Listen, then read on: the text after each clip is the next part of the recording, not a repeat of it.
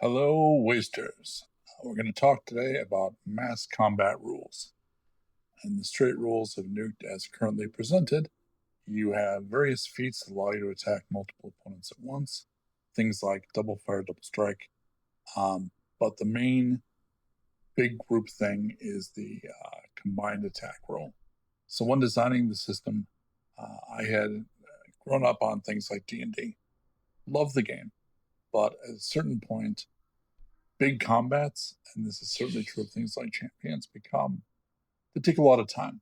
It's a largely tactically based system, at least the combat part of it, and it can be longer than I'd like. I would like, my goal was, I want the combat to take 15 minutes or so. It should be a few rounds. All your actions should matter. Everything should be impactful and decisive. So it worked great. The only time I had concerns was things like you encounter a raider gang, like a group of raiders. If you have to knock them down raider by raider by raider, that can take a lot of time. Also, when they're firing at you, um, you're resolving for maybe 12 raiders. That's roll, roll, roll. Takes a while. And given the rhythm and the feel that I wanted of the combat system in the game as a whole, that was not ideal. So the solution, at least partial solutions, it turned out, was the combined attack roll. Repositioning my mic here. There you go. Hopefully that helps.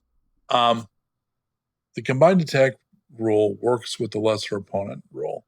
Lesser opponent defines certain characters, certain creatures as lesser. And yeah, that's reductive, but it's not narrative. We're not bringing down judgment, but it's kind of a variation inspired by some system used, the Mook idea. Also, in one of the editions of D&D, I think it was second, fighters, when fighting, I think it was one hit die or less opponents, could do one attack per level. So your 7th level fighter could literally do 7 attacks, which made like literally had a campaign where we had a very experienced fighter on the staircase, like something out of Stormbringer, and he fought. We did take a couple of hours to do that melee, but it was cool because a single character held the stairs against might have been 100 opponents because he was, attacking like 10 at once. I think it was my brother that did that, but his character Garfolk.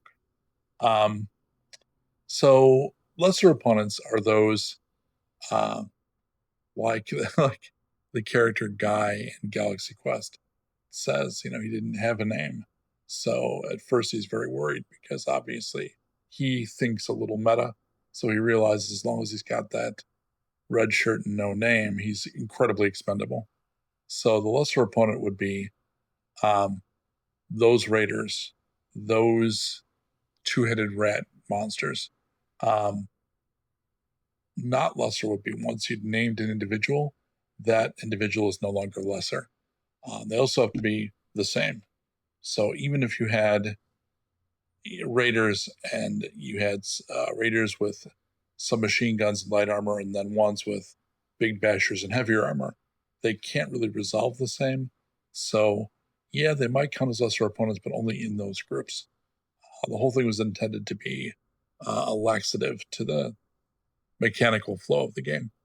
So the combined attack roll, each attacker after the first reduces the difficulty of the attack by 1, and if it hits, increase the damage by 2. That reduces the number of rolls the GM is doing tremendously. So if I'm attacking your character, I've got 3 opponents, they could attack as a combined attack. 1 resolve instead of 3. That 1 resolve is going to be, they'll bring down the difficulty of the attack by 2. And if they hit, they're going to add 4 damage. That works very well. We've discovered more and more through testing and through play, now that it's out in the world and you guys are using it, that the problem is the obverse is not true. Okay, so now I can put my 12 raiders on the board because I know it's not going to take me for fucking ever to resolve the attacks from those 12 characters, because often it'll be 3 rolls.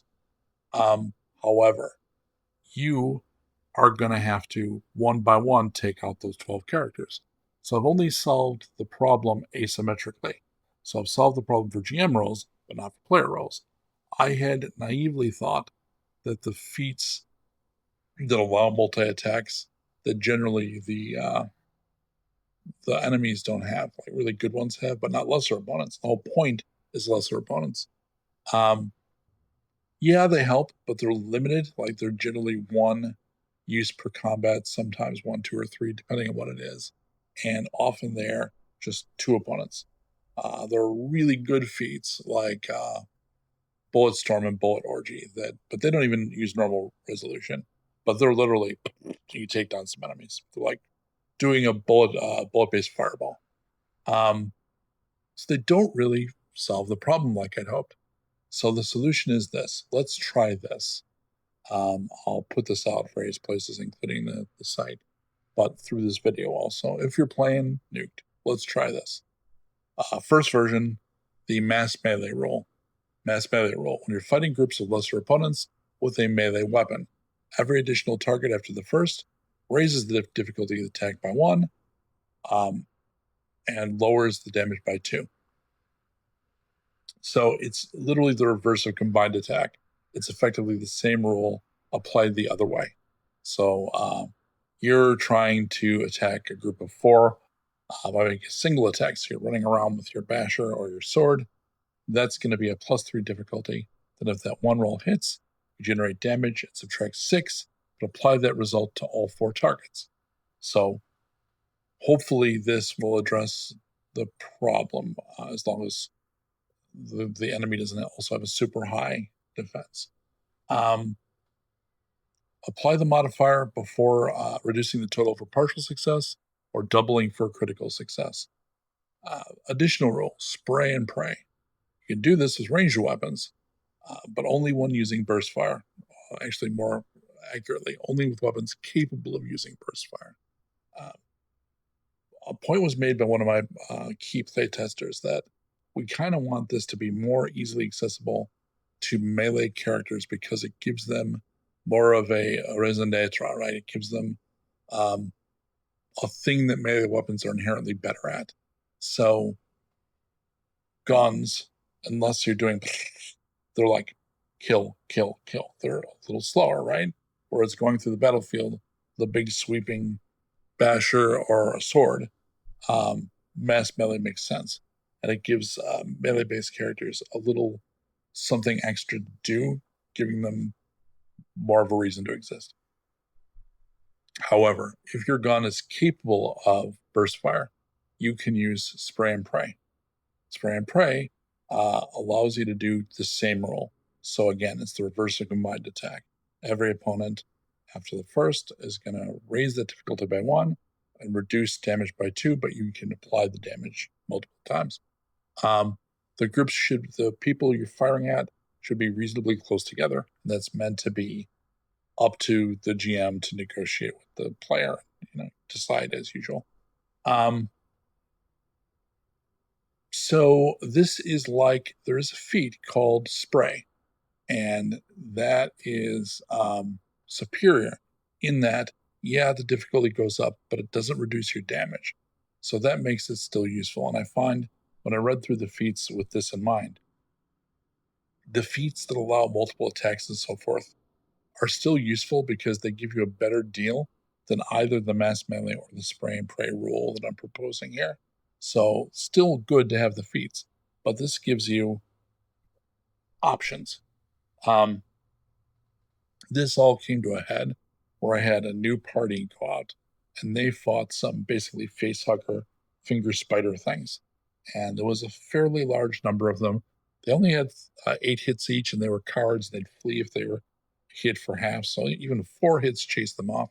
So it seemed like, well, that's not terribly tough, right? Their attacks were not super bad. I think it was a 2d6 attack, 2d6 slashing. They used little kind of stickers in the middle of the hand, and they'd like a reciprocating saw. They go and they tear you up. So it was literally like the opening scene fight, and I didn't think anything of it. But I made the mistake of both giving them high def and having a large group, and not a rule like this to counter any of that. So when they could come in and multi-attack and jump at you and get that, reduce your difficulty by the difficulty by 3, and then raise the damage, by 2 to 6. They took the group out, and it was only these little puds that I wasn't worried about at all. So that brought all of this back to the drawing board design wise to see, can we find an answer? So this is like the face hugger solution is, yeah, it's still not perfect because it turns out it's ironic because this, I think, is a iteration of the very famous video game, Always Be Afraid of like bats and small flying things. Anybody that's played video games for a long time knows they are usually the most hated early game foes. And for reasons like this, a lot of them that just come in quickly and have high defense, they're tougher than, say, Hobgoblin, even though it seems like they shouldn't be. So I think this will address a lot of this situation and solve a lot of these problems. So give that a try. You can either use mass melee with a melee weapon or spray and pray. And again, remember, when you're using spray and pray, you're not also applying burst fire. So if you have a burst fire capable weapon, you can either use the burst fire rule or use the spray and pray rule. They don't stack. Don't do that. And that should work fine. Let's give it a shot. Go ahead and let me know. And you can always reach out via DMs otherwise, or here. I think those will do the trick. So hopefully this helps, and hopefully you like it. And be careful out there, and watch the shadows. They are alive.